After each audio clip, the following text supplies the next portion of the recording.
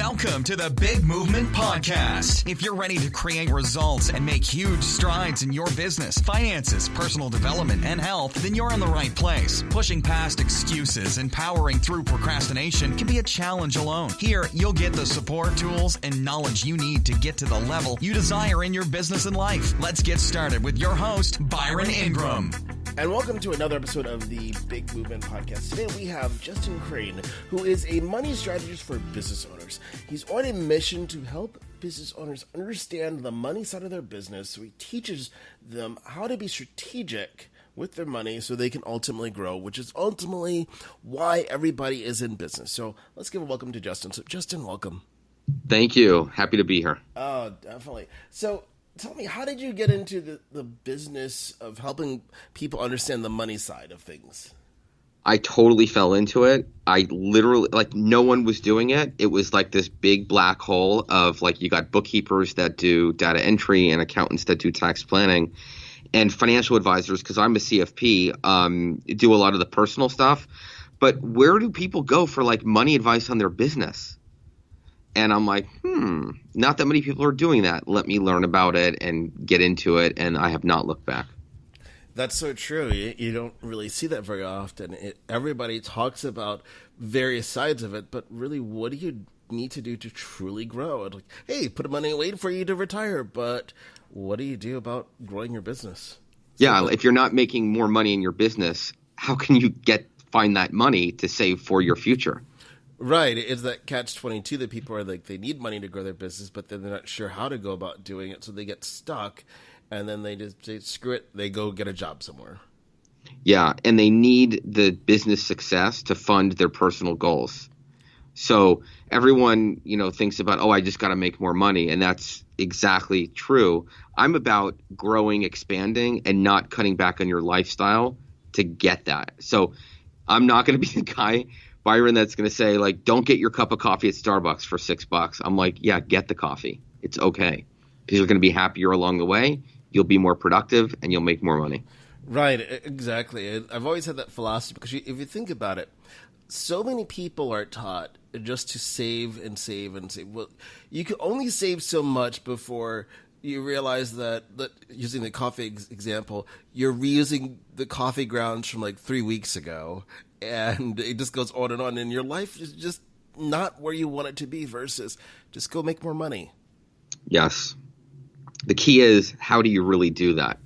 And that's not easy. I think we'll talk a little bit about that today. Right.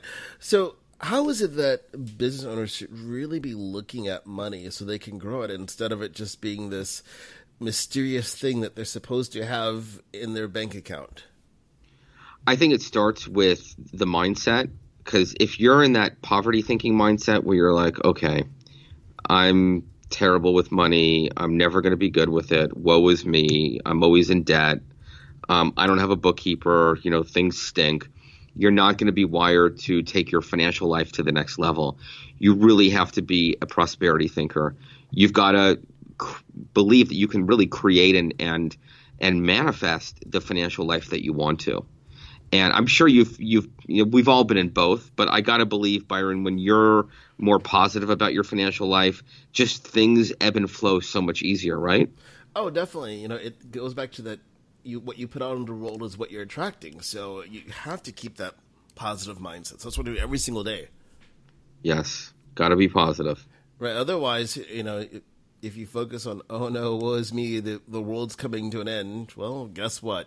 It's going to happen. It's like those different studies they've done when people are driving along the roads. If there's an accident, they tell you, don't look at it. Keep going ahead, because what happens if you see the accident on the side of the road, you start focusing on it, you naturally start drifting your car towards it, and then it becomes a bigger accident. Yeah, for sure. I mean, I think it's very, very easy for us to talk about the mindset of prosperity thinking. But what I think can really help is if we can get ourselves in the position to have just easy, small wins in business. And if we can build on that, because I got to believe for you, when things are going well and maybe you bring on someone new for your business, you're more confident, and then you can build off of that and go on to the next thing. Right. Oh, definitely. So with business owners, what do you think is a small win that they should be striving after, which helps them feel that financial prosperity?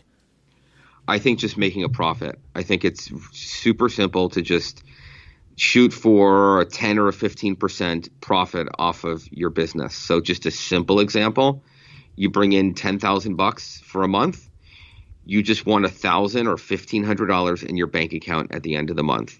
If you can do that, that's a win. The question is, how do you really do it? You start by just peeling that off the top and putting the 10 or 15% from your sales into a separate bank account. That'll be your profit. Pay that first, and then you can use the rest of the money for other stuff. Okay, so now why should a business owner put that into a separate account instead of just having the catch-all account for everything? Because we are emotional, freaky entrepreneur people. We will be all over the place, and we will forget to basically compartmentalize which money is what. So a lot of us go through this exercise of mental accounting. It's almost like I gotta believe, Byron, that you've played blackjack maybe, or I don't know. Have you ever played any gambling or anything like that? Oh, I've played most of the card games, yeah. Yeah. So when you're at the table and you're killing it, you're making a lot of money, and the next thing you know, you got a fat wad of chips, and then you start making that small other pile. You start to move some money over to that small pile that you're using, that rainy day pile. Uh-huh. Well, people can do the same exact thing. You just put that pile in a separate bank account. That's your rainy day money. That's your profit money. So it's much easier to track, and it's much easier to just see, oh, that's my profit money. I'm going to keep that aside. I'm not going to touch it. Because when you have money in the bank, I don't know about you, but for me, when you have money in the bank, you can say no to all the BS that you usually say yes to. Right. Oh, definitely. And I think that's something that changes people when you have the mindset about prosperity, of knowing that you can do something without having that urge or that fear that you have to do the jobs that you just don't want to do because you need to make ends meet.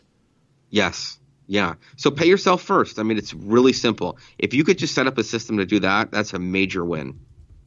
I think that's something that people just don't think about across the board. It doesn't matter if they have a business or not. They're taking care of everything else, and then they're living off of what's left. Yes. I mean, you took the words right out of my mouth. You got to put the oxygen mask on yourself first, and then you could, take care of everyone else. So it's really a mindset shift. It's really getting right with the fact that you're worth money. You need to pay yourself first, and your business cannot survive if you don't set this up. Because literally, I call it the complicated cash flow dance. You will freak out with cash flow if you're not paying yourself first and taking it off the top. Right. And now, why do you say people are going to freak out if they don't do this? Because there's people, they've been doing it that one way for so long where they're paying themselves last, and they just don't know any better. What emotionally would make that different, why they should be doing it? I think it gets back to the personal goal. In other words, if we are going to have big success in business, what are we going to do with that money? Are we going to pay down debt? Are we going to save for retirement? Are we going to buy a house? Let's go with buy a house. Okay, we want to save money for a down payment on a house. Well, what kind of house do you want to live in? Is it one story? What color are the walls? Are you barbecuing outside? Let's get some meaning into your goal. And if that goal really means something to you, you're going to be totally jazzed up, really, really lit up to try to make that happen. And that's where you can pay yourself first, and you're not juggling. Okay, I got to pay this vendor, and then I got to get this money from the client. I got to pay this credit card down, and then I have to pay this VA. And then it's like this crazy financial rat race that you're in, and you never really feel like you're going to get ahead. The simple way is just get really, really clear on your money. And I'm going to declare today is National Get Your Head Out of the Sand Day. So love it. You got to get your head out of the sand, and you got to know, okay, what are my personal expenses? What are my business expenses? And how much do I do in sales every month? And then from there, you could just set it up and set up a plan that works for you. Oh, excellent. And I think that's what people need more of, is having that solid plan, because they're going through their business just haphazardly. Like, okay, well, I did a couple deals, so I have money, instead of being purposeful with all their actions. Yes. Yeah. I mean, I think a lot of it is like if you don't know what's going on with the numbers in your business, then it's not your fault if they stink. It's like people don't want to get on the scale to see how much weight they've gained, lost, or whatever, because if they don't know, it's not a problem. Well, let me tell you, if you don't deal with your money, eventually your money is going to deal with you. Right. Exactly. I mean, don't you? I mean, do you ever feel like, oh, I don't even want to look, but then you gotta be compelled to look to really take control of what's going on. Otherwise, like, have you ever heard that expression with Tony Robbins where he's like, you just float down that river of like blah, and the river takes you wherever you're going, and then you have no real control? Oh, yes. Have you heard about that? So I believe in that. So I believe in like, okay, well, where do you want to go? And let's get some paddles and let's make this happen. Right. Oh, definitely. I mean, I'm a firm believer you should be looking at your numbers consistently, and not just the financials, but the whole process, everything that you need, from the number of clients that you have, the profitability, all of it. So then this helps you determine, well, if you're not hitting your goals, well, what do you need to change? Yeah. And usually it's like the things that you need to do to drive sales. Like, it's like, so if you wanted to lose 10 pounds, you could track how many times a week you exercise. You could track your calories. I mean, that's why like Weight Watchers is so good, because they provide accountability.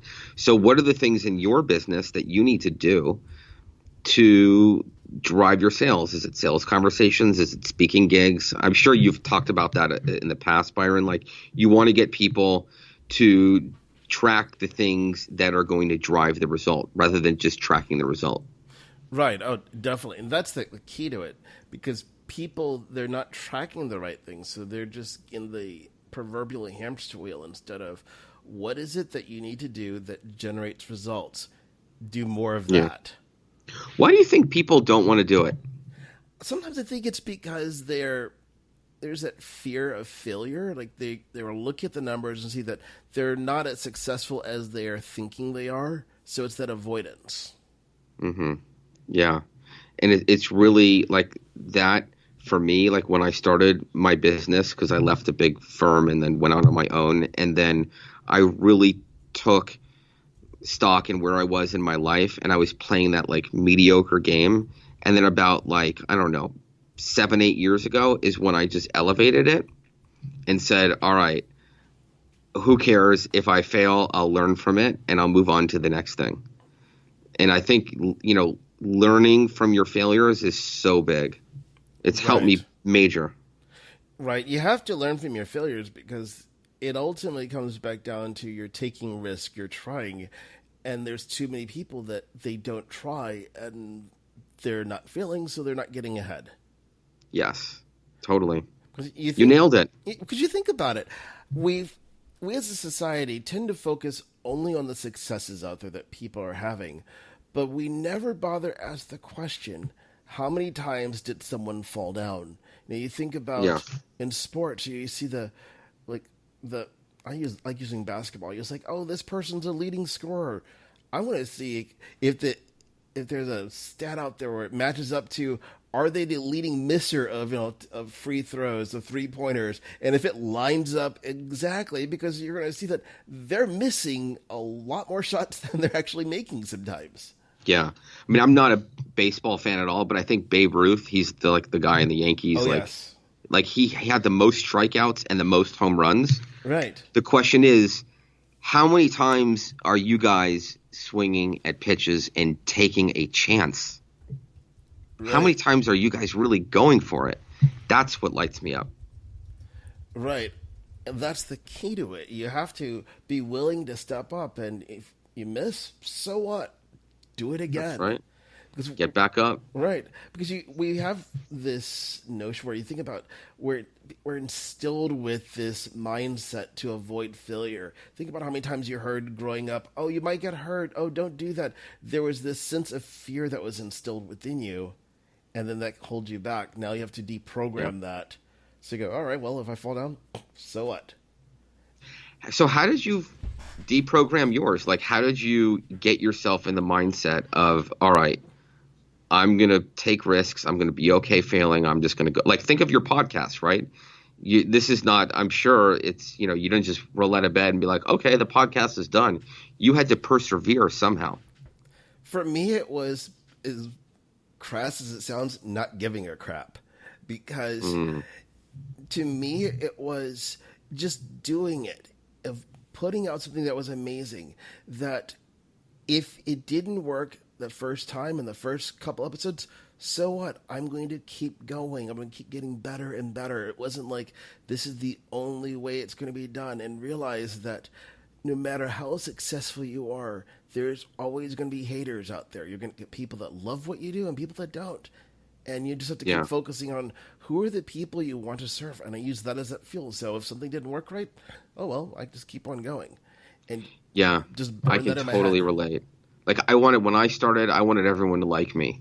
But, like, you got to polarize it a little bit, right? You got to have some people that don't like you, some people that like you. And, just have a voice and a message that connects with the right audience. Right, exactly. And I think you hit on the head there, that you have to have both, because if you're trying to play it safe and be right down the middle, it's hard to appeal to everybody. You can't be, the one size fits all. You can't be like the stretchy pants, as I like to jokingly say. That's right. I like that one. But you think how many people they want to do that. If you're going to be in business, you have to declare, this is what I stand for, and then stick with it. You think about the current political environment that's out there. We have, on both sides of the aisle, people that are adamant about their position on everything, and they've attracted an audience for it. Those are the ones you hear about. You don't hear about the people that are right in the middle, just kind of dancing both sides of the line. They're the quiet ones that no one knows about. I agree. So we have 100%. to do the same thing. We have to declare what is it that we want to do, and then tell everybody and let them all know, this is what I stand for. I've drawn the line in the sand. I'm not crossing it. And then the thing is, when you make financial decisions that align with what you're trying to do, you're so much clearer about the direction of your business. And it's easier to make a decision when you have a focus and you know kind of where you want to take your business. And I see so many business owners think that they have to like go in the deep end of the pool and take huge risks to have that success. And I think what you're talking about is just have small wins and just keep getting in the shallow end of the pool. I call it put on your money floaties. Like, put on your money floaties and just go. Take small risks, see how the money goes, and, course correct. Right. You have to do it that way. It's, some people would say, oh, go all in with the big, huge thing. And my philosophy is you want to test the waters out. You think about an allergy test, when you're trying to figure out what you're allergic to, what you're not. They're not just going to do one big shot. Like, we're going to test this big thing and make it go crazy. They give you lots of little tests to see what you react to. And you have to do the same thing in your business. Put it out there in the market and see what is it that your audience is truly hungry for. Test things out. And then you're going to determine, like, oh, I'm seeing a focus of wins over here. Maybe I need to do more of that. And then you're able to resonate, and then you can start scaling once you see that there's a pattern of what people are hungry for. If people want steak, give them steak. Don't give them a salad. Yeah, I think the three biggest fears of people, and I don't know the order, but it's dying, public speaking, and losing money. Like, those are the three biggest fears. Right. So here we are doing a little public speaking on a podcast, but losing money is up there. So in order to get to the example of knowing that people love steak, you might have to invest $50, $100, $200 in making some tofu, waffles, and quinoa to get to the fact and to learn that your people want steak. So we have to be willing to lose some money when we test. And I'm talking about small amounts of money. But if you're not willing to lose and learn from that, you're going to be stuck. That's that whole definition of insanity. Right. And that's so critically you mentioned that, because people are afraid of testing the waters out. They think, well, what if people don't buy? Well, then you've discovered something that they don't want. Yes. versus you're just putting things out, you're not getting a result. Like, because you can easily go into that poverty mindset, like, but I'm throwing money away. Well, no, you're investing in your business. That's what I think people have to understand, that everything you do as a test is investing in it so you can figure out what works. Yes. Amen. Amen, brother. I love it. Because I think about my podcast in terms of how it's evolved over the past, 90 plus episodes here. Like, it's been a bunch. That the way it started has evolved over time, the interview style, everything, because you start thinking, well, that worked a lot better, and you just keep getting better and better. It's the same thing no matter what area of business. You have to test things out and make it evolve. You look at companies like Coca-Cola. They don't have just one product anymore. You think about how many products they really have today. It's insane. For sure. But they started with one. You got to start somewhere. Right. Exactly. We don't have to have everything figured out. We just need to figure out enough to put one foot in, and then, it's like, that first time you're going swimming, you're putting your foot in the water, seeing how cold it is or whatever, and you kind of go, whoa, it's a little chilly, but you're adapting to it. And then at some point, you jump in, or you got someone crazy like me who just does a cannonball. So...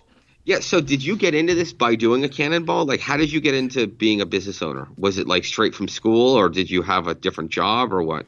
For me personally, I got into the whole business aspect, after I got out of the Air Force. I did the whole interview thing, and then I had it was one of those, career fair things, you're being interviewed by different companies, and I'm telling this...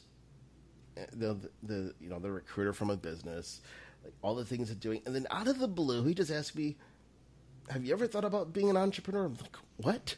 Like, where did this come from?" And like, yes, like, I'm prepared. I go through all this stuff to answer these questions because, like, I want to work for your company, and someone throws this ball out of left field, like no, because I was just focused on that one objective. But then it planted that seed, like, maybe I need to do something different so I can create what I want. And then it's just diving straight in and realizing that I don't have to have all the answers up front, because I know I never will know all the answers, but I can figure them out, because I've always had that philosophy. Like, no one's going to know all the answers, but the most important thing is that everybody has the ability to discover what they are. That's right. So did you just go straight, was it the Air Force you were in? Oh, yes. So it's straight from the Air Force to being a business owner? Yeah. Wow. That's a big leap. Oh, yes. To go from everything being structured and how your days went, you name it, to, okay, you've got to do everything now. So definitely a wild ride. Yeah. So I think, but there's an important point there, is that I got to believe you had some money in the bank or something to fall back on, or did you not? Oh, I did. But it was a matter of, you just kept saying, I'm just going to take 2-3 years off. No, it was like, okay, I don't have to like suffer, but I've got to get to work right away and figure out how to make things work. Yeah, I think there's a certain element of, I talk about this a lot with some of the people that I coach, is about having money in the bank and cash.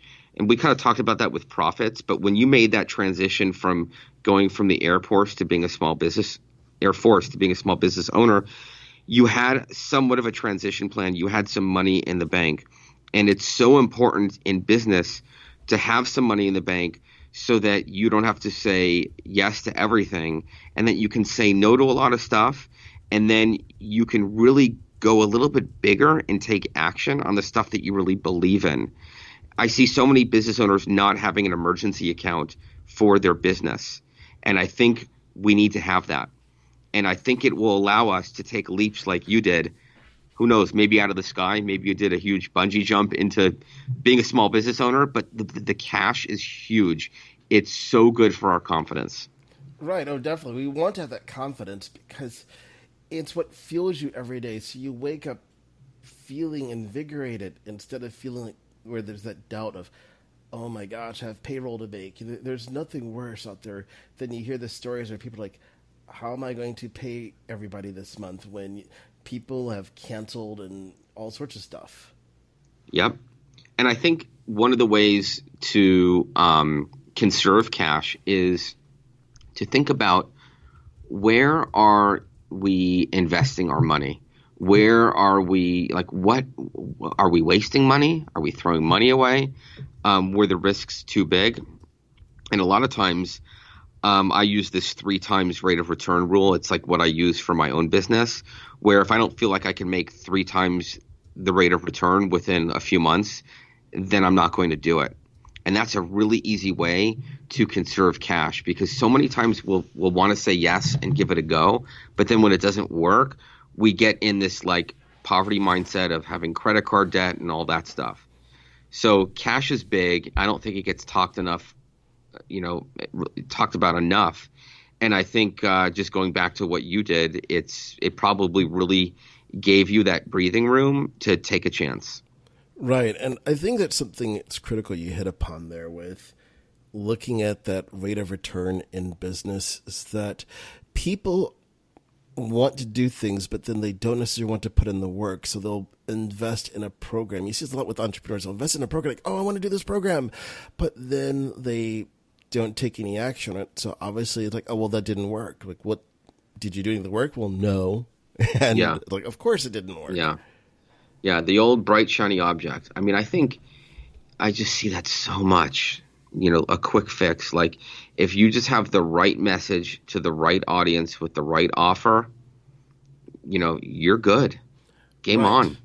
Exactly. And the other key thing, if you think about it, because people sometimes have that scarcity mentality. I'll hear this from time to time from someone. They says, well, there's so many people already doing it. So what? They're not exactly. Yes. There's, let's see here, 350 million people here in the U.S. There's 7.5 billion people on the planet. I'm pretty sure they're not helping everybody. In your voice. Everyone's going to have a different voice. So, yeah, totally. You think there's one guy in the Air Force? You talk to some people like, yes, it's all me. But yeah, Byron is the Air Force. Right. But the reality is that no one's going to serve everybody out there. I like to use the example of, look at a company like Walmart. As big as they are, not everyone's their customer. Yep. So it doesn't matter the size of it. It's all about figuring out who do you want to serve and then becoming the best at it, because you only need a small percentage of the people.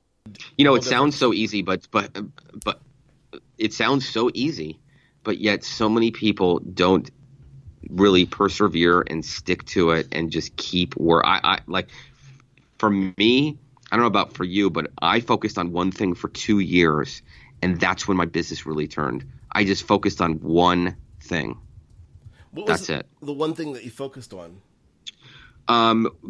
Growing my group program, is just enrolling people into my group program. That was my one thing in this business. That's it. Just one goal. Okay. Of course, there were drivers that would help me reach that goal. But if it didn't get me closer to that, then I just wouldn't do it. And that's important, because I think where people go wrong is they focus on that shiny object, constantly looking for that next silver spoon, the silver bullet, whatever you want to call it, that's going to give them the magic lottery ticket, instead of picking something and running with it. Yeah, it's the for sure. One downside of when I think about Facebook and other social media platforms, that it's easy for someone to become distracted by the latest shiny object instead of declaring, I'm going to do whatever it takes to make this one thing work. And that's it. Yeah, we're so wired to want to do different stuff. Hey, I'm going to try this, I'm going to try that. But if you just focus on one thing and really iterate it and make it better and better, that I think you'll see the success over time. And so many times we just think we have to reinvent the wheel, and you really don't. But we want to. Right, exactly. I always tell people when they ask me, how come you're so focused on what you're doing? It's simple. There's always going to be little distractions and all sorts of stuff coming out there. But you have to ask yourself a simple question. Does this thing help me achieve this goal I'm working on? If it's yes, you can explore of how it can possibly fit in. If it's no, it's automatic denial. Nope, not happening. Yeah. I mean, that's so huge. That's something that what you just said is one of those, like, what I would tell a 20-year-old, like, starting is Right. just focus and just keep working that one thing. That's what we have to do. Is it's so easy to fall into that proverbial hamster wheel of looking for the next thing and getting stuck. Like, well, that didn't work. Well, you're just learning. It's kind of like if you're riding a bike for the first time, it's probably not going to go perfect. You're not going to be riding in the Tour de France 5 minutes after you get on the bike. It's the dopamine drip. Right. Like, unless it's PlayStation or something the answer's no. You're going to Yeah. need time. I was talking Totally. to a friend of mine the other day. It was one of the first times she had did Zumba, and it was kind of awkward. She had no clue what was going on. The class was going to the left. She was going to the right. It was just not pretty. But then with each successive time, she got better and better at it until she actually learned the routine. It's the same thing in the beginning. When you're doing something in our business, it's going to look a little bit awkward, like you have two left feet. But then pretty soon, you'll have your dancing shoes on. So are you good at Zumba? Like, can you really cut up the rug with Zumba? If I'm sitting on the sidelines cheering someone on, I've got it like a champ. But in That's there, funny. Yeah, yeah. no, I like that. I like that comparison. But that's just the way we have to look at stuff. We have to focus in on the specific things that are going to lead to the results that we're looking for, and ignore everything else. Yeah. Because But it's hard. I mean, it's Oh, yeah. very hard. Our mind wants to go to something else, and it's just like, just be consistent. It's so boring, but just work the one thing. Right, exactly. I know there's an expression, the main thing is to keep the main thing the main thing. Yes, that is an expression. If it's not, it is now. And that's what we have That's cool. to do, because we start downing ourselves if we look at program after program out there. Like, well, maybe they have a better way. Maybe they have a better way. Like, well, no, they all use the same exact principles, plain and simple. It's all a matter of discovering what's going to work best for you, and then just getting better at it. That's it. Looking for those little tweaks, like if someone says, "Hey, I found this way to make so your video ads respond better." Oh, okay. Well, I've been running video ads. Well, maybe I should look at that. Like, oh, okay, you learned something great. It helped you because you're doing something. If it doesn't enhance it, leave it alone. Let me ask you a question. It's interesting you bring that up. Do you think that in order to be super, super successful, you have to work really hard? Or do you think that you just have to be really smart? Or both? You have to be really smart at working hard.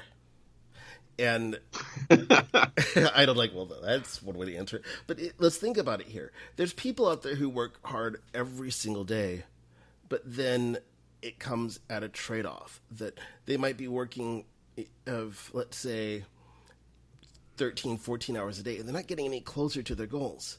But then there's a person who's working Yes. really smart at it, but then because they're not willing to put in that extra work, it's taking them 10 times longer to get towards their goals. So you have to look at what's that middle point to figure out what's the optimum way to do something, and then work your butt off to make it work. Yeah. Because then you can get to the Yeah, result and- you're looking for.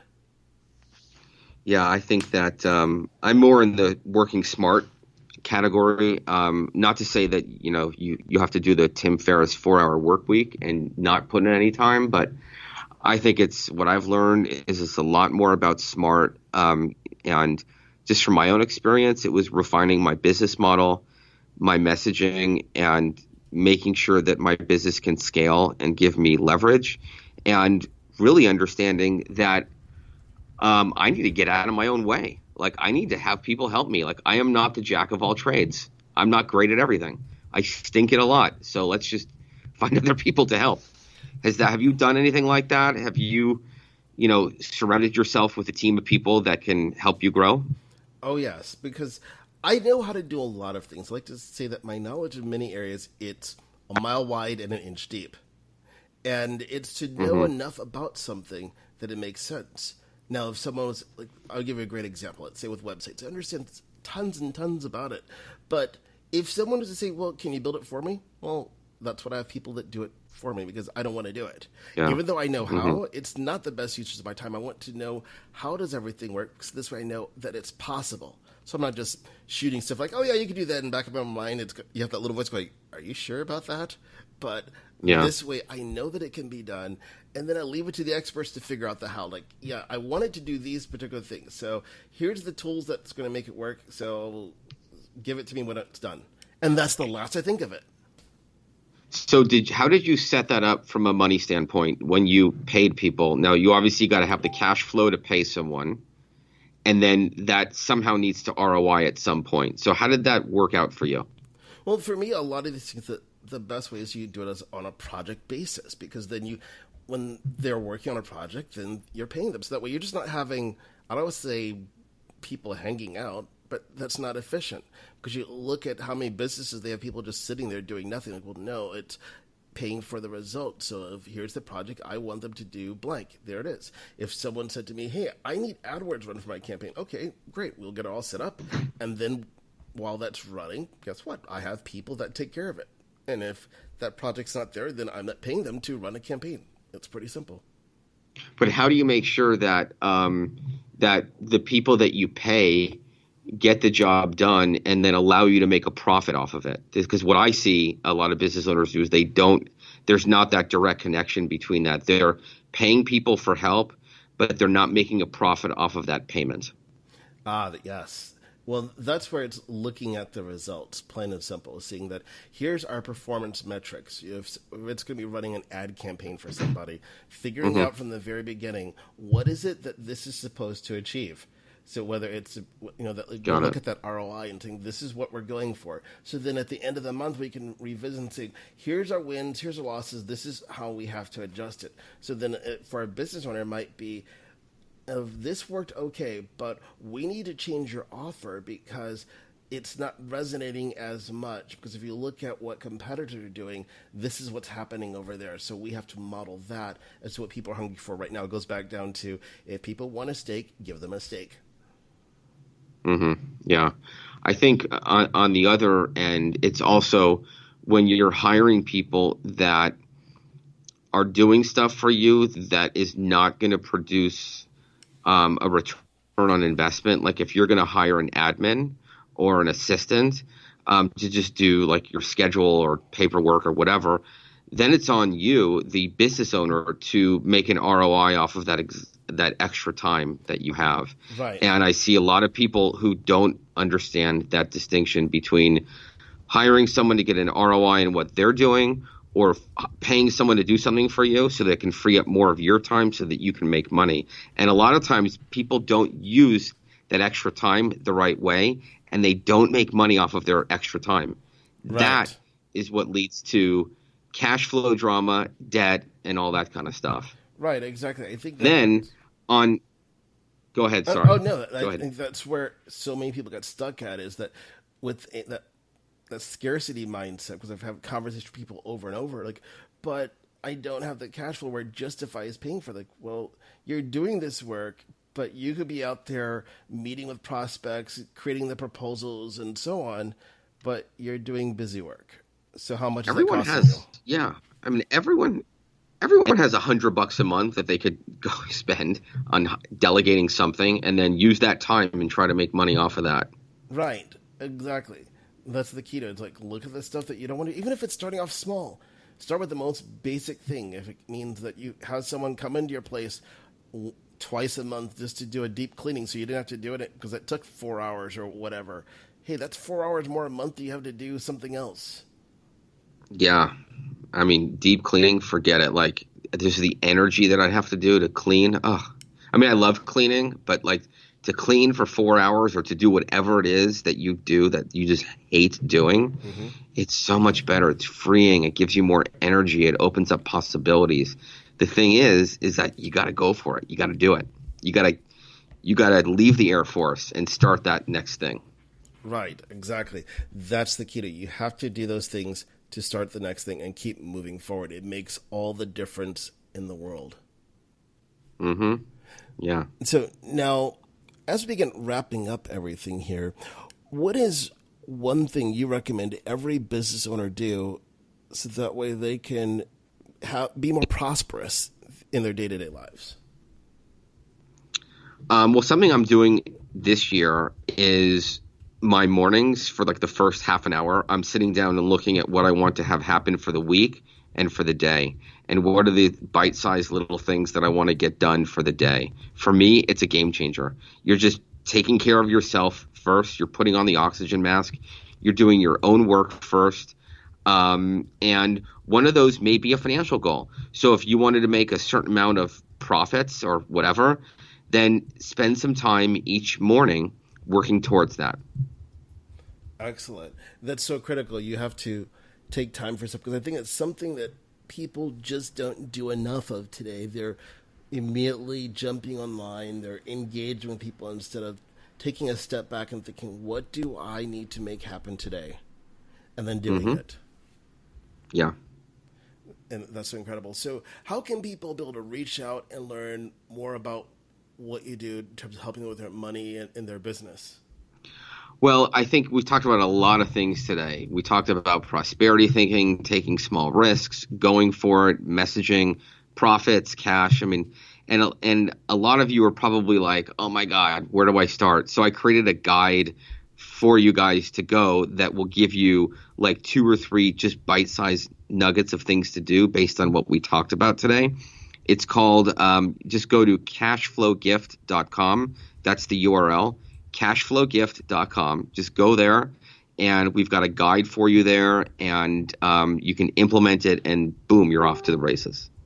Oh, that's excellent. That's a great way to get started. You just have to pick something and run with it. That's right. Awesome.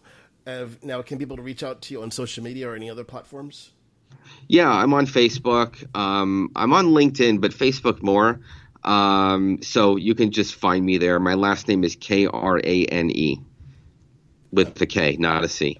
Okay. As that's always important, because I think so many times people like to invent spellings of names, and some longer names, like I'll just abbreviate, because I have some friends like, oh yeah, I'm not even going to try to pronounce it.